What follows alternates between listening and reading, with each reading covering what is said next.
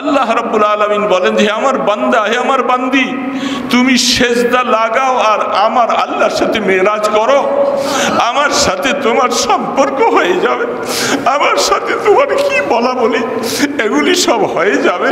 তুমি সেজদা লাগাও আর আমাকে ডাকো আমার কাছে। তখন আপনি আপনার প্রভুর কাছে কি চান সবকিছু প্রভু আপনার জন্য দরজা খুলে দিবে।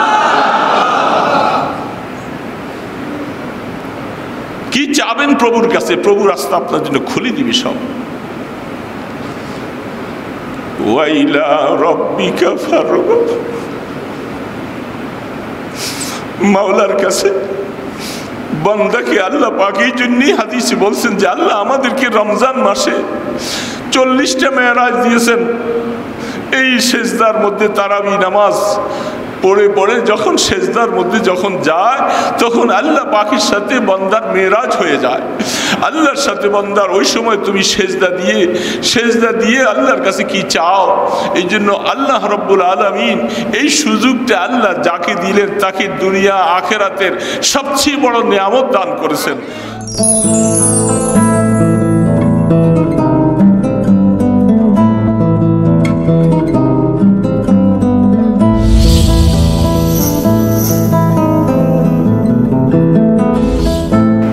السلام عليكم ورحمة الله وبركاته.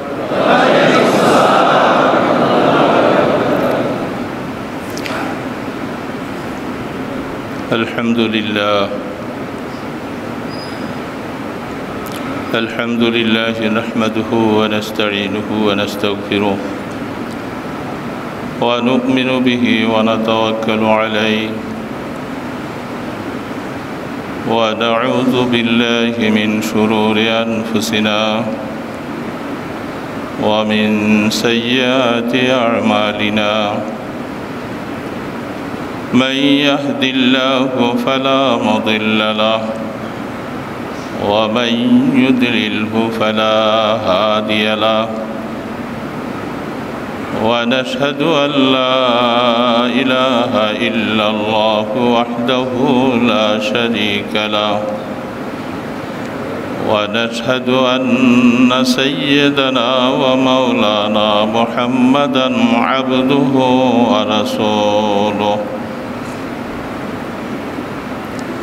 أما بعد فأعوذ بالله من الشيطان الرجيم. بسم الله الرحمن الرحيم. شهر رمضان الذي أنزل فيه القرآن. وقال أيضا في آية أخرى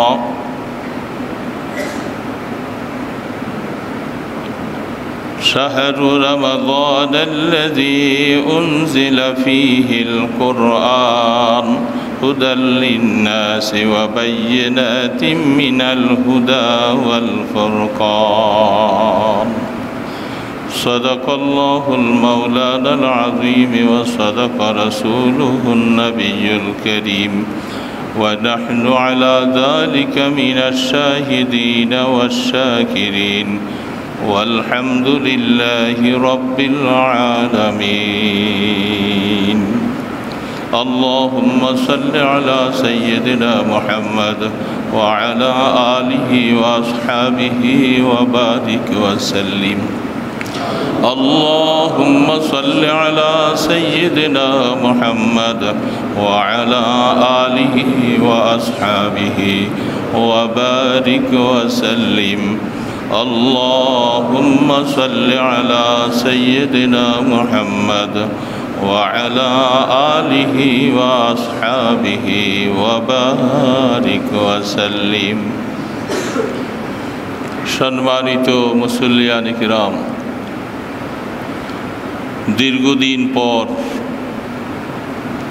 সবাই সমবেত হয়ে জুমার নামাজ পড়ার সুযোগ আল্লাহ পাক করে দিলেন।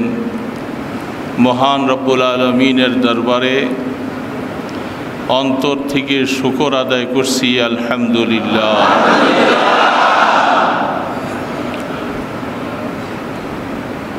পাশাপাশি রমজানের প্রথম জুমাও চলে গেল, দ্বিতীয় জুমা চলছে। মনের ব্যথা নিয়ে অনেকে ঘরে বসা ছিলাম। জুমার নামাজ পড়ার জন্য মসজিদে আসব, পরিবেশ ছিল না, আসতে পারি নাই। আল্লাহ পাক যতটুকু দয়া করেছেন, জুমার নামাজের পরে বা জুমার দিনে অন্তর খুলে সকলে আল্লাহ পাকের কাছে আশা ব্যক্ত করব, আল্লাহ যেন পরিপূর্ণভাবে মসজিদে সুন্দরভাবে এসে আমাদেরকে নামাজ পড়ার তৌফিক দান করেন।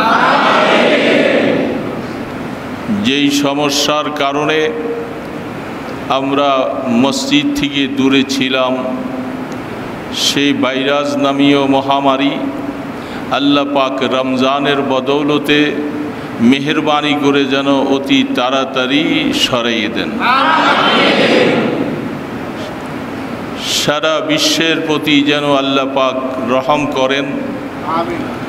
যেহেতু সারা বিশ্বের মুসলমানদের সাথে বাইতুল্লাহর সাথে সম্পর্ক, সেই হিসাবে পরিস্থিতি যদি সুন্দর না হয়, নিয়ন্ত্রণে না আসে, বাইতুল্লাহর হজ ব্রত পালন করা কঠিন হয়ে যাবে।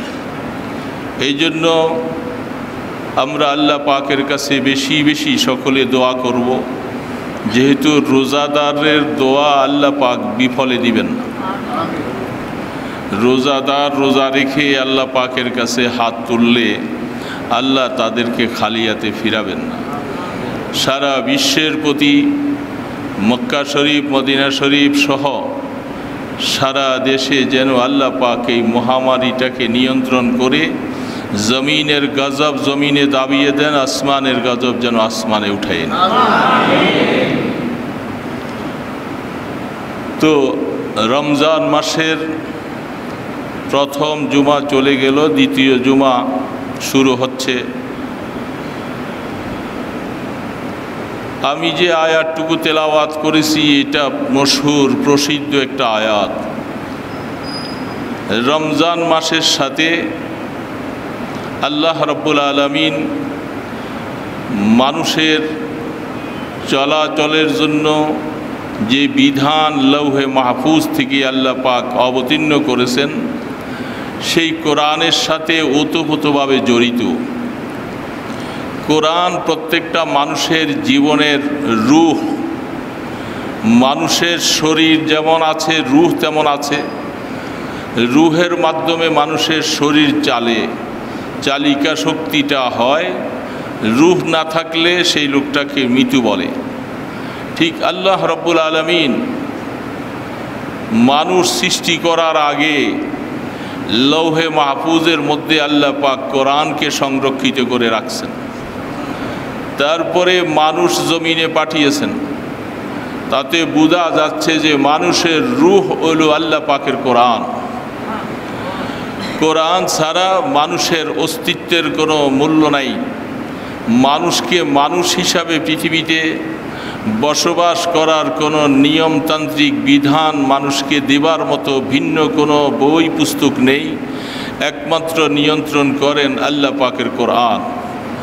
এই জন্য আল্লাহ রাব্বুল আলামিন কোরআনটাকে অন্য কোনো মাসে নাজিল না করে, কোরআনের সাথে রমজানের সাথে কি সম্পর্ক?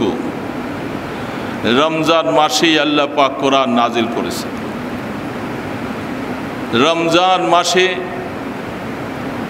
রসুল পাক সাল্লাল্লাহু আলাইহি ওয়াসাল্লাম গারি হিরাতে ধ্যানে মশগুল ছিলেন।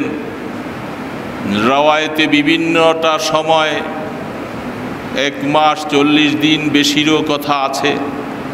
রসুল সেখানে ধ্যানে মগ্ন ছিলেন। আর সেই আল্লাহ পাকের কালামের মধ্যে ঘোষণা করলেন, ইন্না আনজালনাহু কুরআনা, আমি এই কোরআনকে নাজিল করেছি এবং এই কোরআনকে শবে কদরের রাত্রে আমি নাজিল করেছি।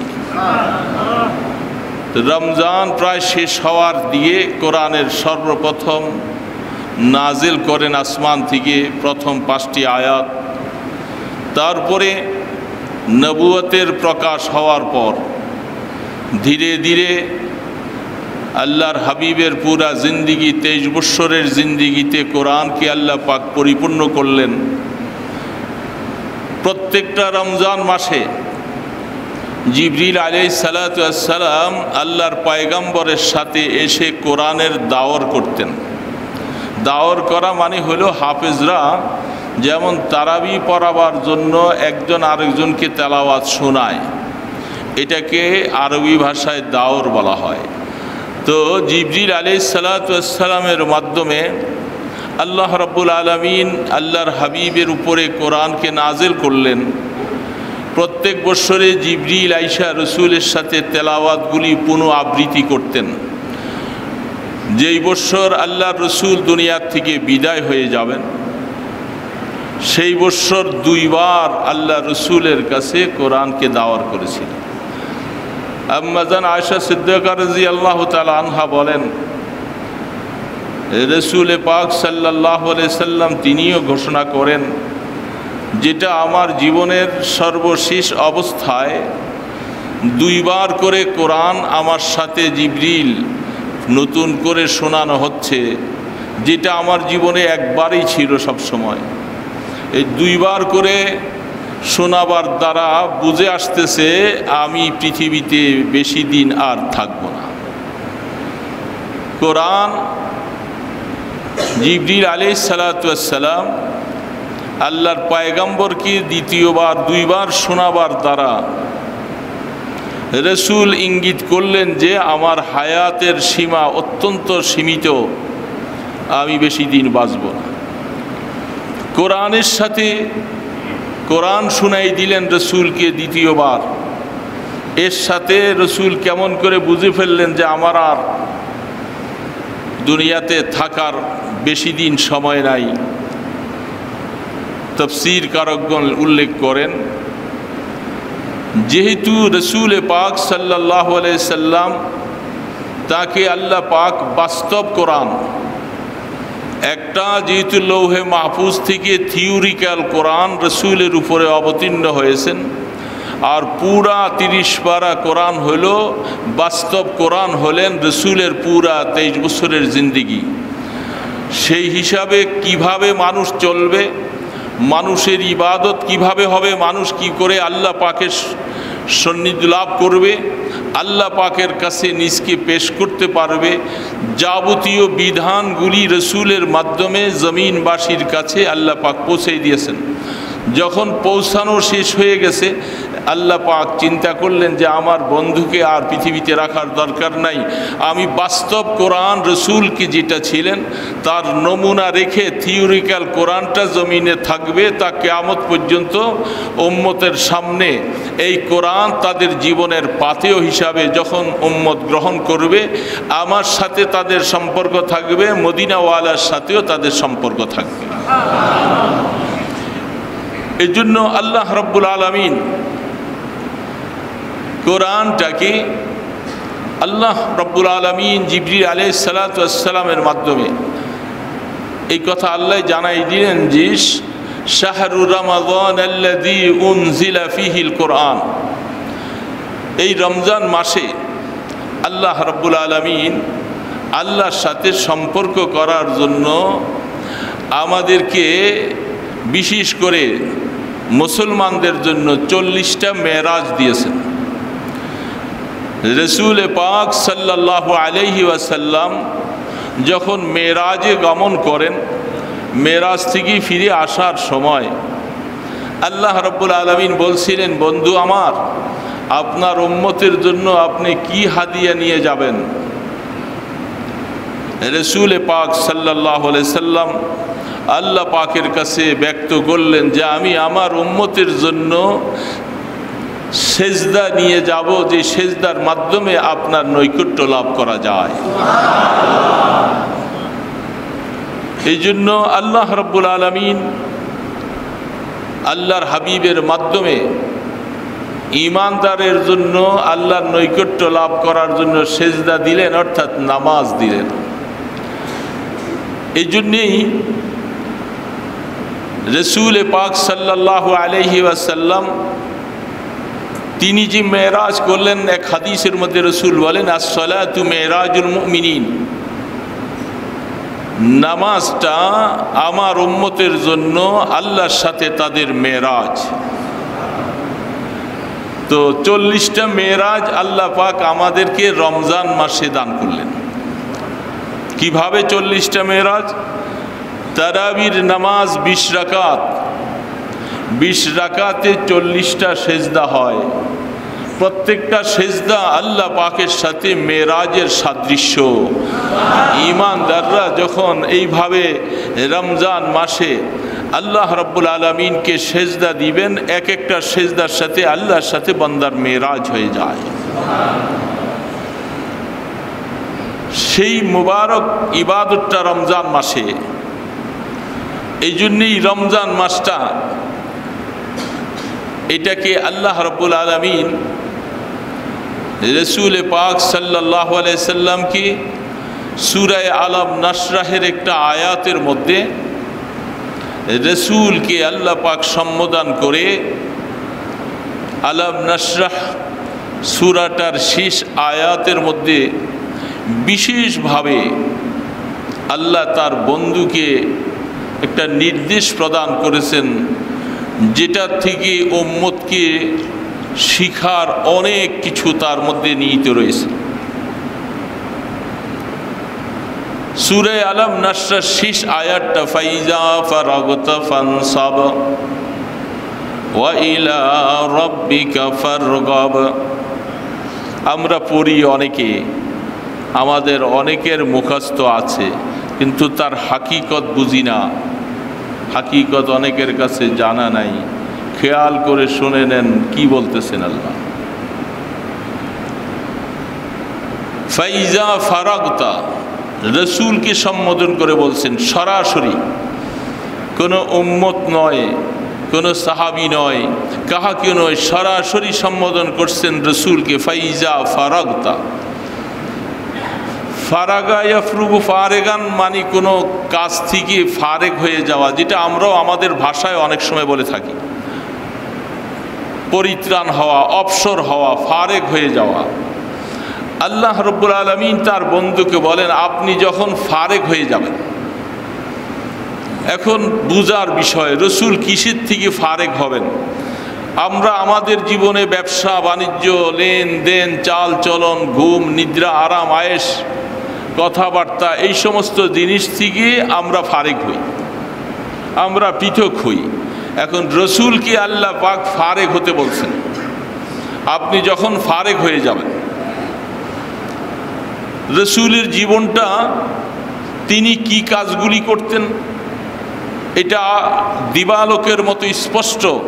আল্লাহ রসুলের কর্মক্ষেত্র ছিল উম্মতকে নিয়া, কি করে একজন অমুসলমানকে মুসলমান বানানো যায়, একজন মুসলমানকে কি করে দিন শিখানো যায়, তাকে কি করে নামাজ শিখানো যায়, তাকে কি করে তাজকিয়ায়ে নফস শিখানো যায়, কি করে তার পারিবারিক ব্যাপারগুলি শিখানো যায়, কি করে তালিম করা যায়, কি করে কোরআনের তালিম দেওয়া যায়।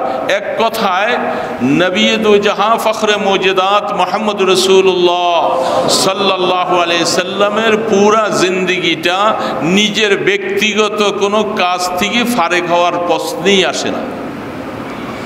রসুল কি ফারেগ হতে বলছেন, বোঝা যাচ্ছে আল্লাহর পয়গাম্বর কাজগুলিতে যে কাজে নিয়োজিত ছিলেন, এগুলি সবগুলি দ্বীনের কাজ। কি বলেন, এগুলি দ্বীনের কাজ ছিল না? ছাত্রদেরকে পড়ানো, তেলাওয়াত করানো, নামাজ শিখানো, দোয়া কালাম শিখানো, তাদের প্রত্যেকের হালাত কুরসি করা, সবগুলি দ্বীনের কাজ ছিল। তাইলে এখন আল্লাহ পাকের মনোমানসা যে আপনি যখন ফারেগ হয়ে যাবেন, তাহলে নিশ্চয়ই বোঝা যাচ্ছে এই দ্বীনের কাজগুলি করে যখন ফারেগ হবেন। কোনো অবস্থাতেই এই কথা বলা যাবে না যে দুনিয়ার বিভিন্ন কাজে আপনি মশগুল ছিলেন, সেই মশগুল কাজ থেকে যখন আপনি ফারেগ হবেন, কোনো অবস্থাতেই রসুলের শানে এই কথা চিন্তাই করা যাবে না। আল্লাহর পয়গাম্বরের পুরা জিন্দিগিটা দ্বীনের কাজের সাথে জড়িত ছিলেন। এর মধ্যে আল্লাহ পাক বলেন আপনি যখন ফারেক হয়ে যাবেন, তাহলে নিশ্চয়ই বোঝা যাচ্ছে এই দিনের কাজগুলি করে যখন আপনি অবসর গ্রহণ করবেন, ফারেক হবেন। এই যে কাজগুলি বলছি, মাদ্রাসা, মসজিদ, রসুলের আখলাক, জিন্দিগি, সাহাবাদের জীবন ঘটন, এই সমস্ত কাজগুলি আল্লাহ পাকের ইবাদত করার জন্য এটাকে বিল ওয়াস্তা বলা হয়। ইবাদত দুই ধরনের মধ্যে আসে, একটা ইবাদত বিল ওয়াস্তা, আর একটা বিলা ওয়াস্তা। আরবি শব্দ বাংলায় বলে তারপরে বুঝে আল। বিল ওয়াস্তা মানে হইল কোনোটার উসিলা, কোনোটার মাধ্যমে কোনো কাজ আসা, আরেকটা হইল বেলা মাধ্যম ছাড়া কোনো কাজ আসা।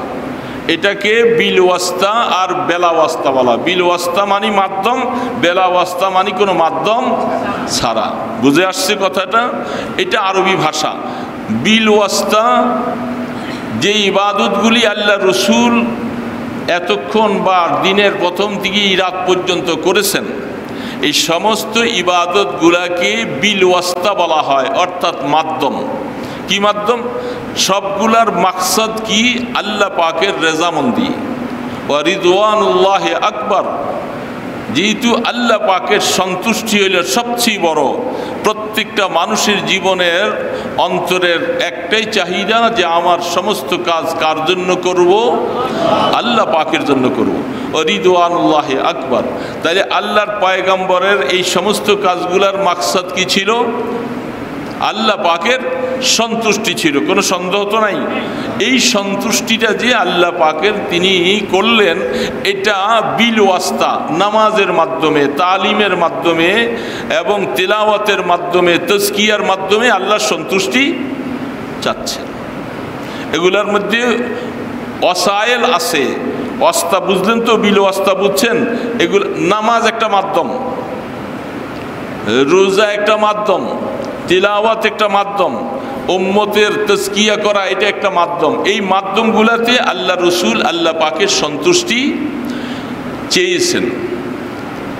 আল্লাহ রাব্বুল আলামিন এবার এই আয়াতের মধ্যে রসুলকে বলেন ফাইজা ফারাগতা ফানসাব। আপনাকে আমি এই বিল ওয়াস্তা ইবাদতগুলি সারাদিন সারা রাত যেগুলি আপনি করেছিলেন, এই বিল ওয়াস্তা ইবাদত থেকে আপনি একটু সময় ফারেক হন। কিসের থেকে? বিল ওয়াস্তা মানি যে মাধ্যম নিয়ে, উম্মতকে মাধ্যম নিয়ে যে ইবাদতগুলি আপনি এতক্ষণ করেছেন, ওই ইবাদত থেকে আপনি ফারেক হন। ফারেক হইয়া এবার বেলা ওয়াস্তা, মাধ্যম ছাড়া আল্লাহর সাথে সম্পর্ক করান। কোনো মাধ্যম আসবে না। এবার মাধ্যম ছাড়া আপনাকে আমার মাওলার সাথে সম্পর্ক করার জন্য আমি আপনাকে আহ্বান করছি। বেলা ওয়াস্তা আল্লাহ পাক চায় যে এবার ফাইজা ফারাগতা ফানসাব, এই ফানসাব শব্দটার মধ্যেই আল্লাহ রাব্বুল আলামিন বন্ধুকে বলতেছেন আপনি ডাইরেক্ট আমার সাথে মাধ্যম ছাড়া এমন কিছু ইবাদত করবেন যেই ইবাদতটা করতে যাইয়া আপনাকে অত্যন্ত কষ্ট করতে হয়। এতক্ষণ যা কষ্ট করছেন, এই কষ্টগুলির বর্ণনা দিতে গেলে তো রাতকে রাত শেষ হয়ে যাবে। দাওয়াতে তাবলীগের কাজে, উম্মতকে জিহাদের ময়দানে, উম্মতকে দিন শিখাতে যাইয়া, এগুলির মধ্যে মেহনত কম না? এত মেহনত ওই সমস্ত হালাতে, হাত্তা কি আল্লাহ রসুল জিহাদের ময়দানে পর্যন্ত আল্লাহ রসুলের একদিন আসরের নামাজ কাজা হয়ে গেছে। কি পরিস্থিতিটা থাকলে সাহাবায়ে কেরামদের সহ নামাজটা পড়ার সুযোগ পান নাই, কাফেরদের সাথে আক্রমণ, রক্তাক্ত অবস্থা, জীবনের অবস্থাগুলি বর্ণনা করলে রসুল দাওয়াতের কাজে গেলেন, রক্তাক্ত শরীর, ক্ষত বিক্ষত অবস্থা, এই সমস্ত কাজগুলি করার পরেও আল্লাহ পাক এগুলার উপরে পুরাপুরি সন্তুষ্ট না। কি আজীব কথা! আপনাকে রসুলের এত কষ্ট, এত মেহনত করার পরেও আল্লাহ রাব্বুল আলামিন এগুলাতে পুরা সন্তুষ্ট না হইয়া বললেন ফাইজা ফারাগতা ফানসাব। যখন এই সমস্ত কাজ থেকে আপনি ফারেক হবেন, এবং ফারেক হওয়ার জন্যই আমি আপনাকে বলতেছি কিছু ফারেক হন। ফানসাব এবার এমন কিছু ইবাদত আপনি নিজের উপরে আনেন যে ইবাদতগুলি করতে গেলে আপনার ওই কষ্টের থেকে আরো বেশি কষ্ট লাগবে। সেই ইবাদতগুলি তাফসীরওয়ালারা হাদিসের উল্লেখ করে তারা বলছেন সেই ইবাদতটাই হইল নামাজ। সুবহানাল্লাহি ওয়া বিহামদিহি, সারা রাত দাঁড়িয়ে দাঁড়িয়ে নামাজ পড়া। এতে বোঝা যাচ্ছে ওই ইবাদতগুলি বিল ওয়াস্তা, আর এটা ডাইরেক্ট রাত্রির বেলা কারোর সাথে নাই, কেউ নাই, সরাসরি মাওলা এবং রাসূল একা।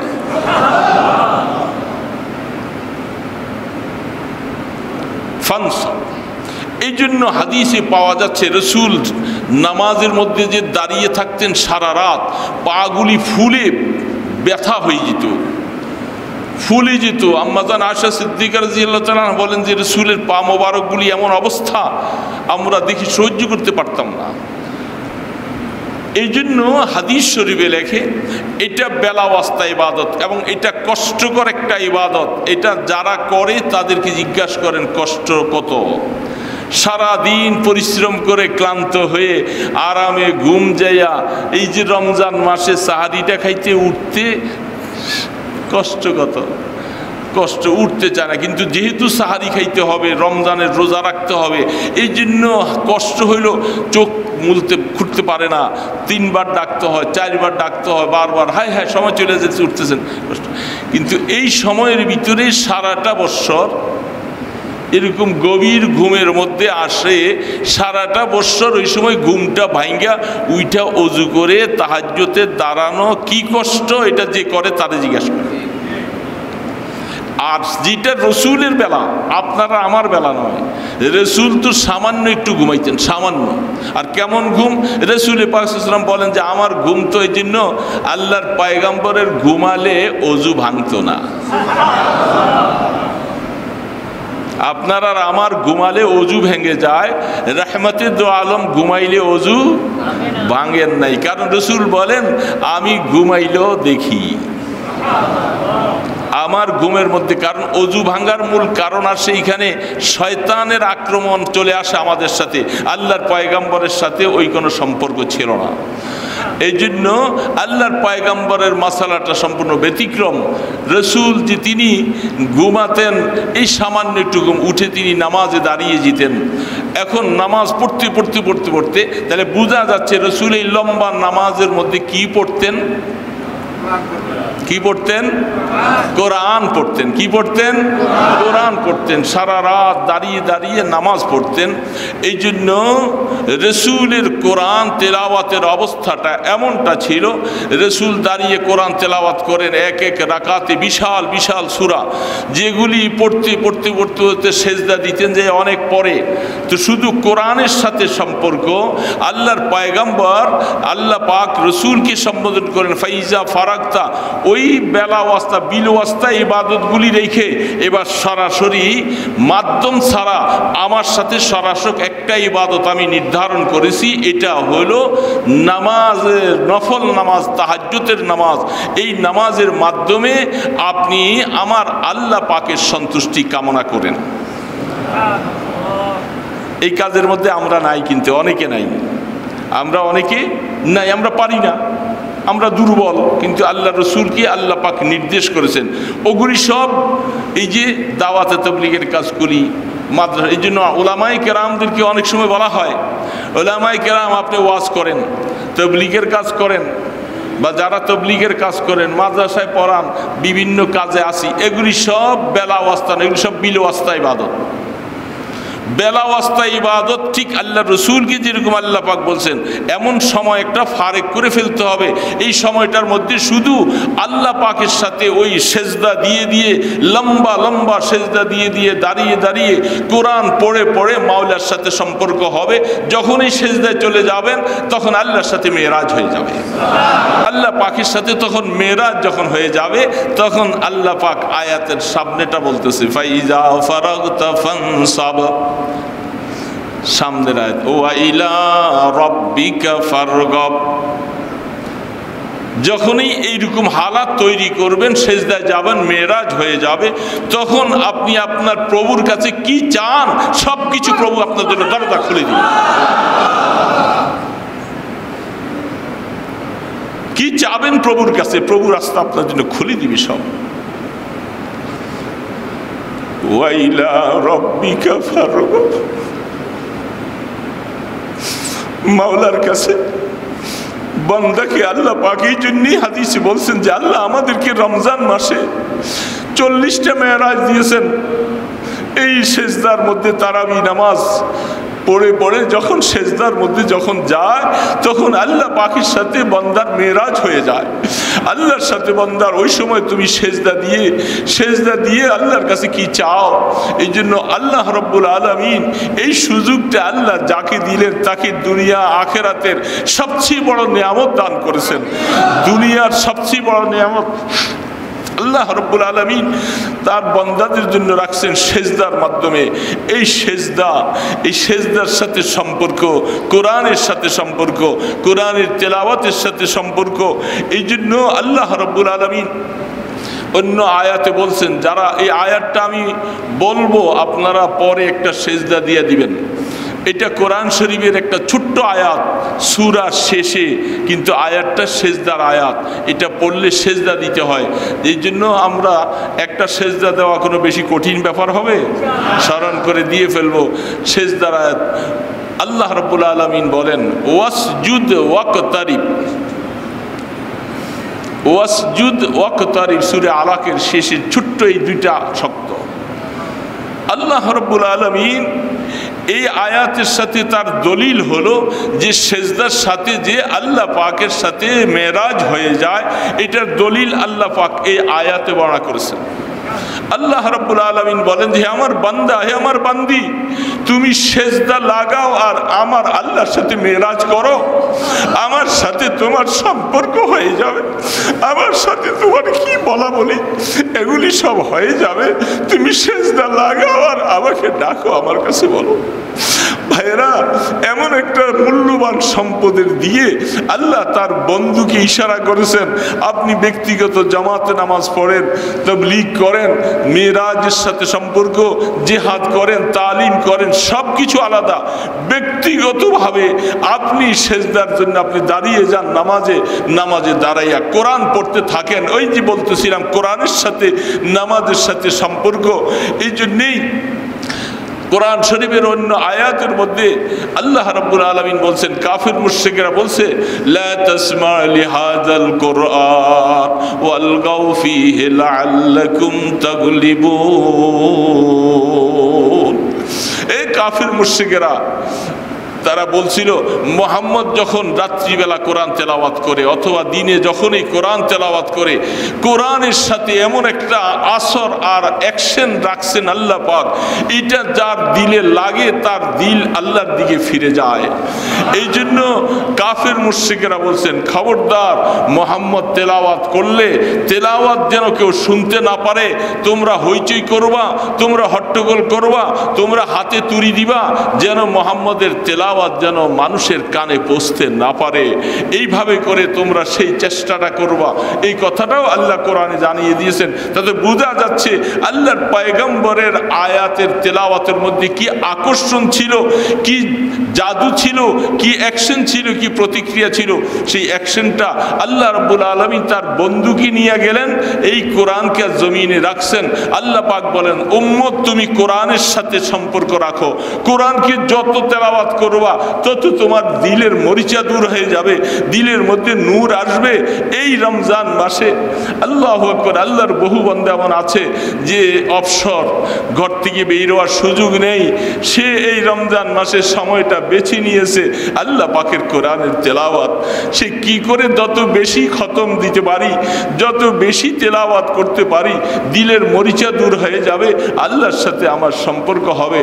এটা বহু আল্লাহর বান্দারা এই রমজান মাসে সুযোগটা বেছে নিয়েছেন। ঘরে ঘরে দেয়া খবর নিয়ে দেখেন তেলাওয়াতের হিরিক চলছে। কারো 1 খতম 2 খতম হয়ে গেছে, কেউ বাচ্চা তেলাওয়াত করে, মা তেলাওয়াত করে, বাবা তেলাওয়াত করে, শুধু তেলাওয়াত আর তেলাওয়াত। এটা মনের মধ্যে, সবার অন্তরের মধ্যে সেই মায়াটা অনেকের নাই। প্রত্যেকটা ইবাদতের একটা আকর্ষণ থাকা লাগে। এই আকর্ষণটা আল্লাহ যতক্ষণ রাখে তখন এই ইবাদতটা মজা লাগে। এই জন্য বহু আল্লাহর বান্দা আছে, পড়তে আছে 2 পারা 3 পারা 4 পারা 5 পারা পড়তে আছে, আকর্ষণ ছুটে না, এই জন্য তেলাওয়াত করতেই থাকে। এই আকর্ষণটা আল্লাহ প্রদত্ত, এই আকর্ষণটা আল্লাহর তরফ থেকে আসে। বান্দা যখন আল্লাহর কোরআনের দিকে যখন ধাবিত হয়ে যাবে, আল্লাহ রাব্বুল আলামিন বান্দার দিলের মরিচা দূর করবে, ওই জায়গাটা পরিষ্কার হবে আর আল্লাহর রহমত এসে জায়গা নিতে থাকবে।